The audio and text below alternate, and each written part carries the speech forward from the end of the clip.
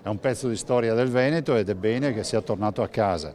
Devo anche dire che questo dovrebbe fare ragionare le istituzioni anche nazionali rispetto a quei beni della Repubblica Veneta che sono nei palazzi delle istituzioni nazionali.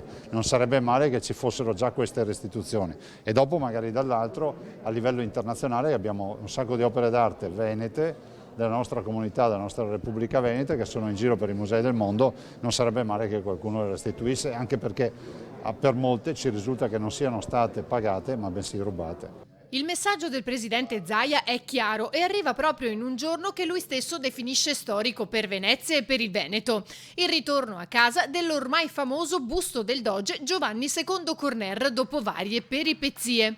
È stato presentato a Palazzo Balbi dove sarà collocato nell'atrio in modo che soprattutto i ragazzi delle scuole che vi faranno visita potranno conoscere un pezzo di storia fondamentale per la Serenissima.